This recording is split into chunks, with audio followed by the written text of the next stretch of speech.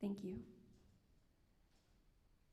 Our guest speaker today is a speaker, yoga teacher, and the creator of You Are Not Stuck, a movement that empowers people to pursue the lives they most deeply desire. She also is the author of the book You Are Not Stuck, How Soul-Guided Choices Transform Fear into Freedom.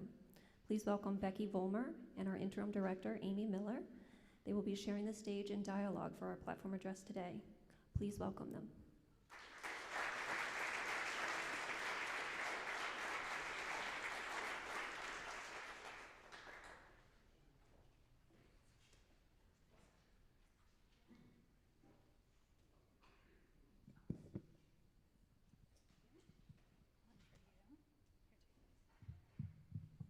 Thank you. Hi. I'll pour some water.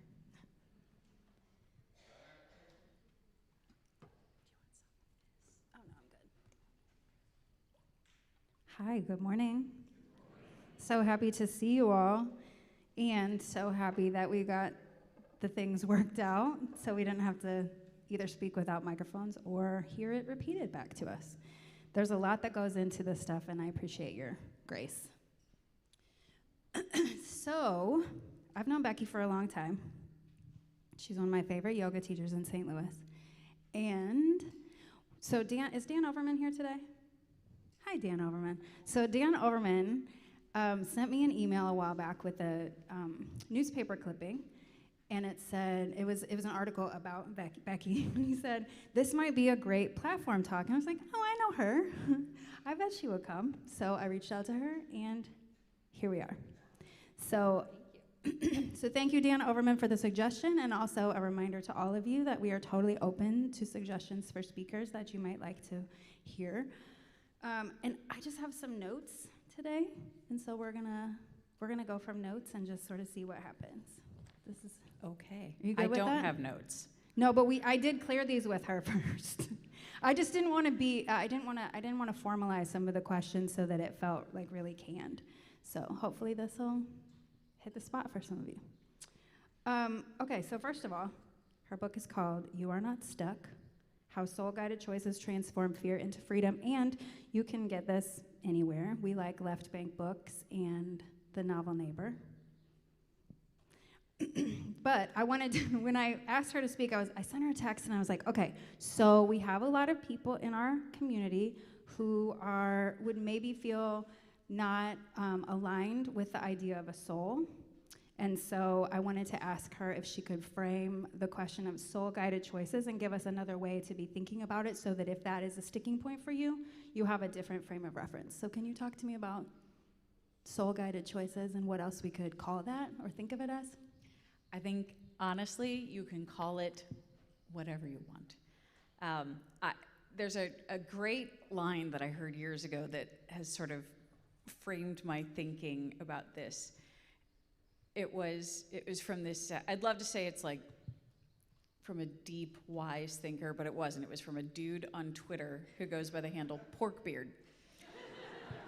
And in Porkbeard's very wise words, it was, you're a meat-coated skeleton made of stardust.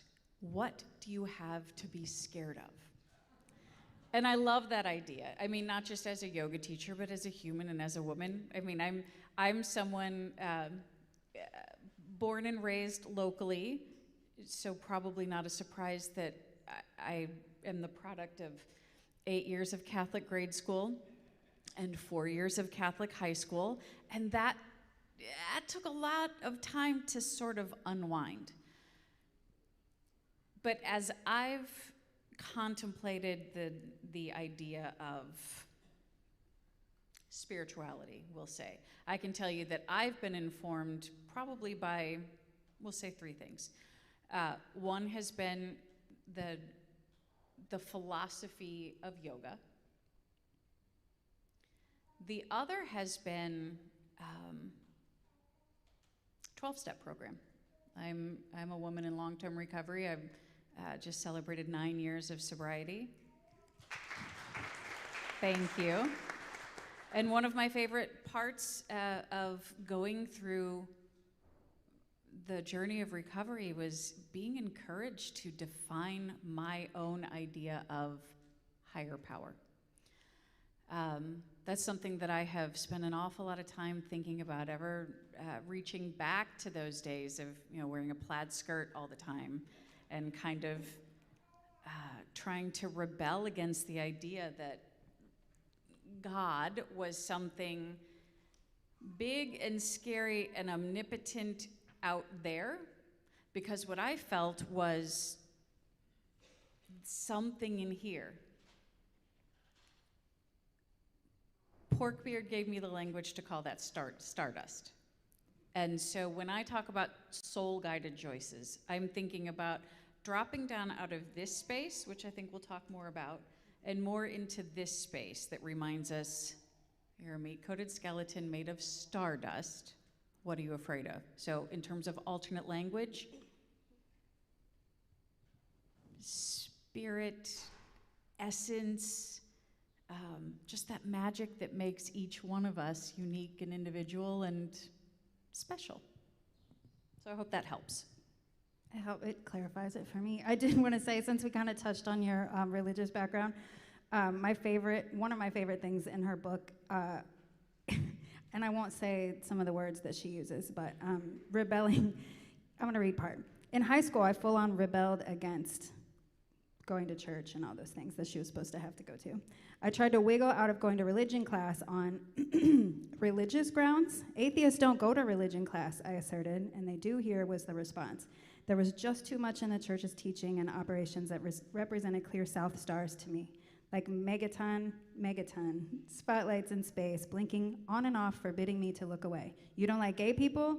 Divorce is a sin. Women can't be ordained. Pedophile priests repeatedly get swept under the rug. F off, F off, F off. That was my favorite part, unsurprisingly. But that's how I knew that Becky could be a good fit for us as a community. I'm like, you'll fit in great here. Oh, so you're all a bunch of trucker with language problems too, huh? We're a very open community. I would really like you to tell us your story about how you got here. All that, your background story, your origin story. Can you tell us more about that? Well, I was born on a Tuesday morning. You don't have to start there. Just kidding. How I got here. Is, I think I'm still trying to figure that out. I think I've just opened myself up to whatever comes next. If you had ever told me, however many years ago, that my job would be, I still don't even know how to describe my, quote, job. So I'll tell you kind of the short way of how I got here. I'm a former newspaper journalist, so very committed to truth and freedom. And then I spent 15 years in strategic communications in political campaigns and public relations, which is maybe the opposite of truth and freedom. And after those last 15 years, I became a mom. I had a very hard time balancing corporate work with kind of the softer side of my personality. I had been teaching and practicing yoga for a long, long time on the side. And then one day I had this epiphany that I was ready to step off of the wheel of the rat race, and I just left. Left corporate America with no plan B other than to spend more time with my girls while they were young and teach yoga. And I was amazed at the reaction to my leaving corporate America. People, I was actually just really shocked at the way people would say, "Oh my God, you're so brave. I could never do that. You're so brave." And I remember thinking, brave? Like, I have felt backed into a corner for the last number of years. I have felt like a caged animal, like I didn't have any choice. And that got me thinking, why is it that people, all of us, why do we tend to stay in situations that tend to make us miserable when ostensibly we could make another choice, right? We could choose something different. And, I had my own personal experience to go off of and come up with some hypotheses. But I really wanted to test that. And so I put some research out into the field and I asked people their attitudes about, what being stuck meant to them, how they felt about being stuck, what they would do or not do when they found themselves feeling stuck. And I realized so much of feeling stuck comes down to feeling not empowered. Yeah. And as I sort of dove deeper into the research and into anecdotal experiences from other people, I really became focused on never wanting somebody else to feel as stuck as I did. And initially it was mostly in a professional setting. But I have felt stuck probably in many of the same places you all have, in relationships, in my own personal habits. So pretty quickly, within the span of about 5 years, I had the chance to put into practice everything I believed about getting unstuck, not just to leaving that corporate job, and not just to recognizing that my alcohol consumption was slowly draining all my stardust, but also to recognize that I was in the wrong marriage and to make the decision to leave that as well. And what all of that has proven to me and reinforced and it shows itself time and time again is that we don't make choices because we're afraid. We're afraid of, and we'll talk about this a little more, we get afraid of other people's opinions, capital O, capital P, other people. We become afraid of outcomes that we can't anticipate. We're afraid of the unknown. But the opposite of fear isn't just courage. The opposite of fear is choice. And I really do believe that we all have choices. We just have to be brave enough to make them. Now, of course, there are extenuating circumstances. There are places where that doesn't apply neatly. There are always consequences and trade-offs and limitations. But by and large, I really do believe I do believe in the power of choice. And again, not the choices that we make from our thinking brain, but the choices we make when we can drop down into our essence, into our spirit, into that part of us that makes us special and unique. So that's how I got here. Well, my next question was, what does it mean to be stuck? Do you feel like you covered that? Is there more that you'd like to say? Did you miss anything? Because I think everyone here, raise your hand if you've ever felt stuck. Okay, so at least we all are making our own meanings behind that. So I guess maybe you don't need to clarify that any further. I will say that I feel like, feeling stuck, there's a big distinction between feeling stuck and actually being stuck. I'm not sure I believe that we are stuck. I think I believe that we feel that we are stuck. And so often, somebody will say to me, I can't. And my answer to that is, if you tell me you feel scared, I believe you. If you tell me you feel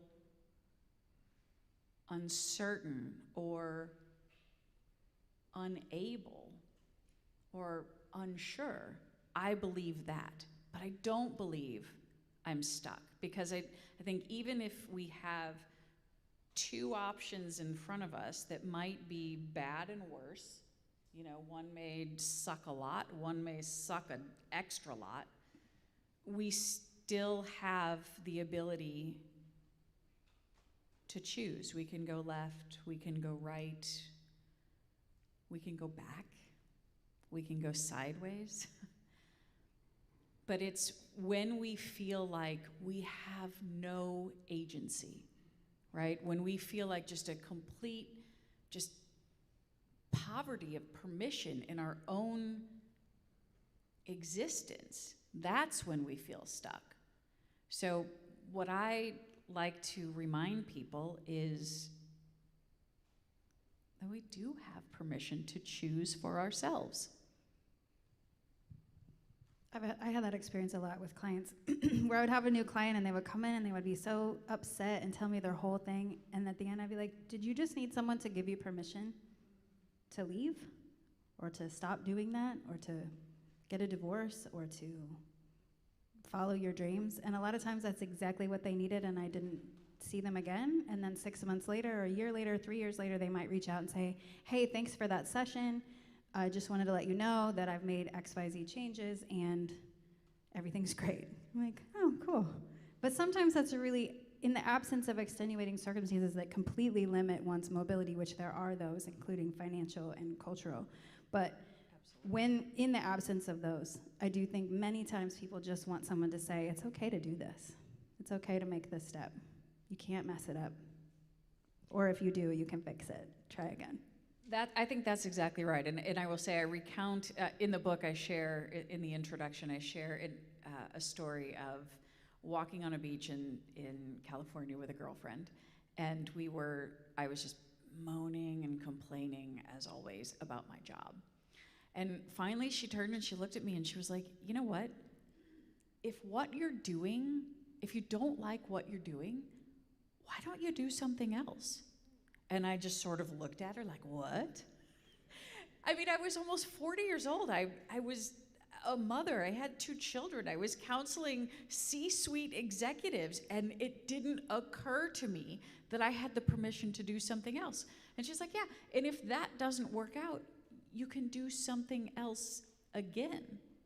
She's like, you're smart, you're marketable, you'll figure it out.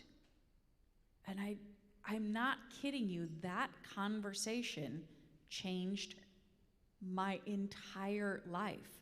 And I just remembered thinking, how could I not have known that on my own? Why wasn't that inherent in me?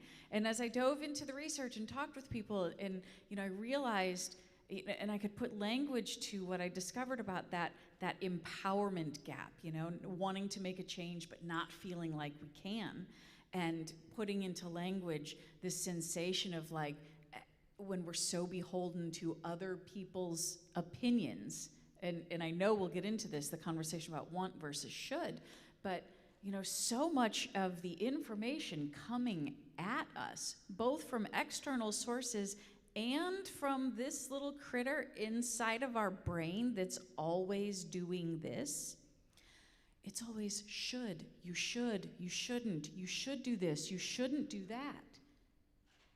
And so it's like we have to experience that full-on, just flat-out indigestion of shoulds. Like if I swallow one more of those, I'm going to explode.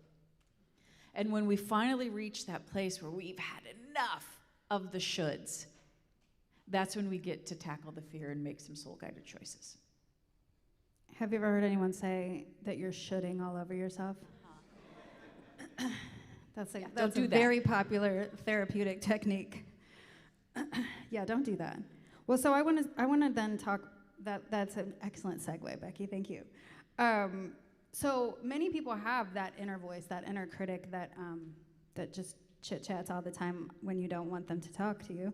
And it's unsupportive and disruptive. From my perspective, most of it stems from childhood, and a lot of times I think of it as like the critical parent voice. I think a lot of people experience it as a critical parent voice. If you ask a lot of adults whose voice they hear when someone is like talking trash in their brain, a lot of times it's a parent. And if not a parent, then they sort of, it's someone else. Sometimes it's someone who was mean to you in childhood. It's someone in the culture at large that you just heard a lot from. But Becky refers to her inner voice as the pipsqueak twerp in this book. And so can you talk to us about the pipsqueak twerp? That's hard to say, actually, pipsqueak twerp. Talk to us about this and what we could do to silence our own. So Amy told me I had to keep it clean up here. And so I can't tell you what I really think about the pipsqueak twerp, but he is, he's not my favorite dude. And I've really tried to take away some of the power of the voice inside my head by trying to, almost turn it into a caricature of itself. Give it a funny name.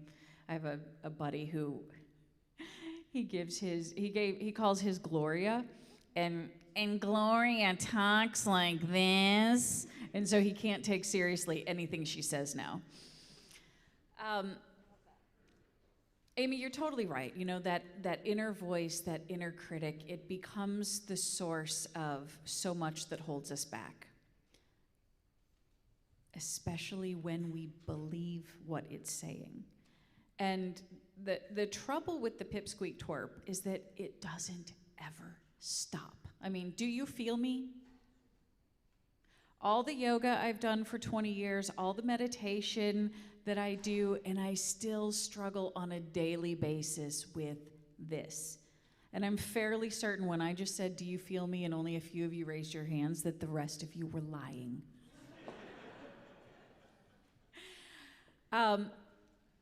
How do we silence it?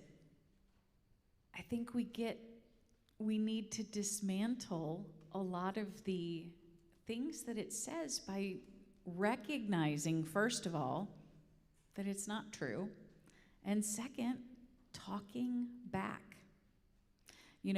Recognizing when the voice is speaking from a place of fear, like, "I'm trying to keep you safe." Okay, thank you so much. I appreciate that. I've got this. Come sit next to me. I've got this. Or when the voice in your head is trying to convey a sense of real danger, right? Listening to that too. Aha, you're warning me for a very good reason. I'm going to discern that you're giving me correct information. But how do we come to know whether the voice inside is lying or telling the truth? And I do think the magic word is discernment. Learning to get quiet, learning to listen, and trusting what we hear when this part speaks. Because if we get quiet enough, again, call it stardust, call it your essence, call it your spirit, call it your soul, call it your magic. When we get quiet enough and we learn to trust this voice more, it takes away some of the power of the voice of the ego, the voice of the personality, the voice that is responding to all of the shoulds. And this is the seat of our empowerment.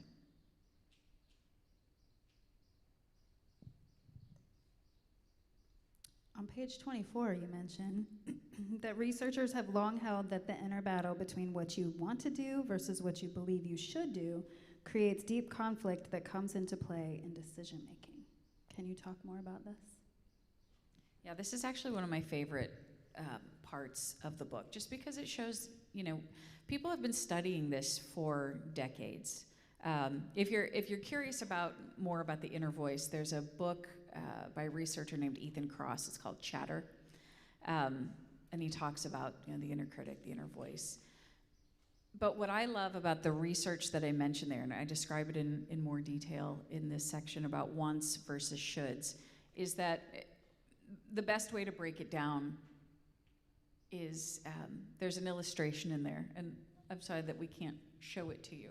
There's an illustration in there I had commissioned by an illustrator based in the Netherlands. They're amazing. If you're on Instagram, they go by the name Worry Lines. And what they drew is essentially, it's a person with a head, and there's a little Venn diagram action going on. In one circle, we've got who I want to be. In another circle, we've got who I should be. And then where those overlap with the rest of the head, it's like, but who I actually am. And in that space, it's illustrated by all of the little symbols that make up curse words. Because in that space where we're just stuck in this almost immovable pattern of the fight that happens between our want self and our should self, and then that internal realization of, yes, but here's who I actually am. Part of our work is to take that person that we actually are, that's kind of in the space, in the center of the Venn diagram, and live authentically from that space. Forget the shoulds. Forget the woulds. Forget the coulds. Forget the maybes. And live from this space of who I am. Who I want to be. How I want to live. And to be able to reassess, like constantly, reappraising, does the life I'm living line up with the life that I want for this person? And I think when the answer to that question is no, when we realize that the existence that we have does not line up with who we really are, and we feel choiceless about the matter, that's where we feel extra stuck. The problem is, and what the counter argument to that people will give you, I'm sure, that I've heard, is that if I do that, if I am exactly who I actually am, people might not like it. And my family, it might be outside of my family of origin's values and expectations of me. It might be different than the people might say, that's not like you. Receiving, like when people were like, oh my gosh, that's so brave, and being like, oh my gosh, this isn't like you. That's what a weird thing for Becky to do. But if you knew, if I was really being who I am, it's not a weird thing to do, you know? But being aware of the fact that there's potential for rejection, and sort of like steeling yourself for the fact that like people who, when you sort of come out as who you really are, in whatever way that is, that some people might not stay on the journey with you, and that has to be okay. But that causes a grief process. It activates a grief process for a lot of people with some like ambiguous loss. Yeah, for sure. And you hit on something really important there, which is values. And in the book, I lay out sort of a linear-ish process for determining the choices you want to make. And in the order that I have them laid out, I address values before I address fears. Because if we start with fear, we will talk ourselves out of anything before we even get started. But if we start with values, and I know people are like, oh God, not values again. But here's the important part to remember about values, is that if we are lucky, if we are evolving, our values are evolving with us. And so you mentioned your family of origin. I mean, I think of the values that were handed to me when I arrived on the scene. Oh my God, if I were still living those values today, I wouldn't be sitting here. No way. I'd be at church. Yeah, I mean, think about it from your own existence. You get handed a set of values when you come into your family of origin, or however you're raised as a young child. And that's what you operate on for a given amount of time. You don't necessarily question those. That's just how it is. You know, there's an author I love a lot who wrote the book Emotional Sobriety. Her name is Tian Dayton. And she says, normal is anything you're used to. She doesn't say normal is anything that's good. She doesn't say normal is the way it's supposed to be. She says normal is anything you're used to. So you get handed this set of values from your family of origin. And then let's say you get a little older, you go off to school. You get handed another set of values, right? Maybe you go to a public school. Maybe you go to a Catholic school like me. Maybe you go off to a boarding school. Maybe you're in you name the circumstance, you're going to be surrounded by a set of values. And then let's say you fall in love, you partner up with somebody. And then all of a sudden, you're going to be exposed to their values from their family of origin, from their upbringing. And then you go off to work and they say, hey, this is how we do it around here. Here's another set of values. Whether they're spoken or unspoken, you can tell what a group's values are simply by interacting with them. But if we're lucky, we reach some point in this life of ours, and it's like, wait a minute, what are my values? What do I stand for? What is my North Star? And when we assess and reassess and reappraise, we probably will recognize, perhaps my values have shifted over time. And the values that were once handed to me are not values that I hold as my own. And then even maybe when we are operating by our own values, again, hopefully they are evolving so that the values we held when we're 30 might look different when we're 40, when we're 50, when we're 60, when we're 70. And then to prioritize our existence based on those values. I mean, if you can think of values are what guide us, but it's priorities are the way we bring our values into action. Those are the ways that we're making small choices every day. What am I going to prioritize? Meaning, how am I going to spend this very precious currency of my time, my energy, my thoughts, my convictions, my money? How am I going to spend this currency? And however we choose to spend the currency of our time, our money, our energy, is us putting our values into action. So oftentimes, the way I sort of bring this work to life outside of writing books is that I teach yoga-based workshops and retreats. I go to big centers, we gather for a few days, and we do lots of yoga, and we come together. And I talk a lot, and I have people, it's a very interactive kind of thing, and I throw out homework assignments. And one of the assignments that I'll have people do sort of on the spot is that assessment between values and priorities. Like, and am I really living out what I say I believe in? And 9 times out of 10, it's an incredibly eye-opening experience for people to recognize, I say I value one thing, but my priorities do not bear that out. And so that's another one of those moments when we can recognize that we're not in alignment with the way we want to be living, and then do something about it.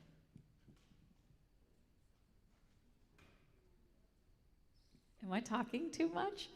Not at all. And we're a very timely community here. I do want to let everyone know officially that if you are a parent, you do not have to sneak out at noon unless you have somewhere to be. Your children are safe and welcome to stay and seek until we wrap up. Just wanted to officially state that from up here. Okay, so Becky, talk about what you've learned about transforming fear into freedom. Have we covered that? But what do you think, what would it be like if we all felt free to be the person that we want to be? And more importantly, how does embodying some of these principles benefit the greater good? How does each person learning how to tap into themselves and their values and their priorities and who they are, make soul-guided choices, how does that, though, make the world a better place? Because that's something that we're interested in covering and talking about here at the Ethical Society. How does that help everybody? And we'll close with that, so. We'll close with that, so no pressure. Make it good.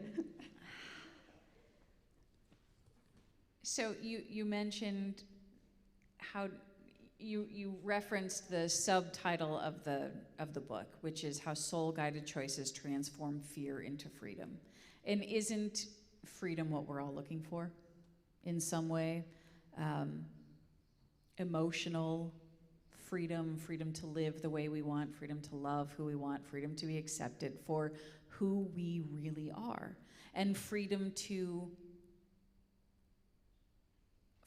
make an impact in this world that we might not otherwise make if we were always beholden to the shoulds and other people's expectations. And the pipsqueak twerp, that's right.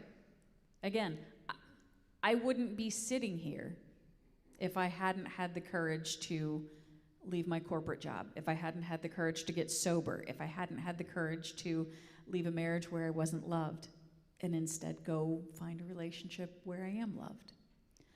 So how does it benefit the greater good? Oh my God. How, you said we only have a minute? I mean, think about it. Every time we live out who we truly are, we create a space where we inspire somebody else to do the same. Not because we're trying to be inspirational, just because somebody would look at you and be like, just the way somebody looked at me, I quit a job and it was like, wow, you're so brave. It's like, wait, all I did was quit a job, you guys. It's not rocket science. But in our society, when we're so beholden to what we should do,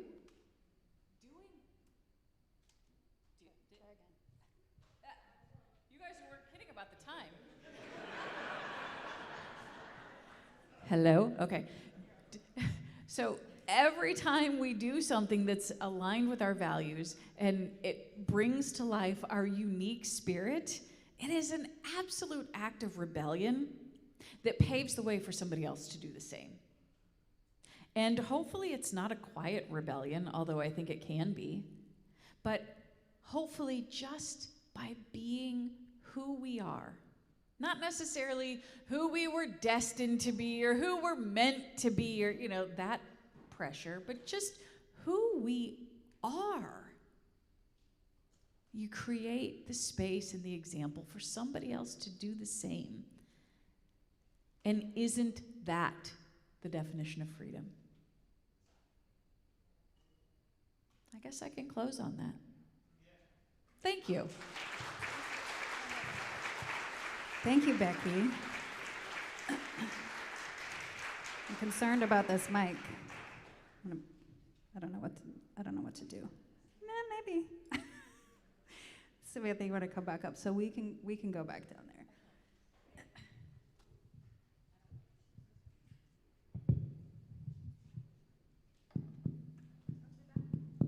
It seems to be back.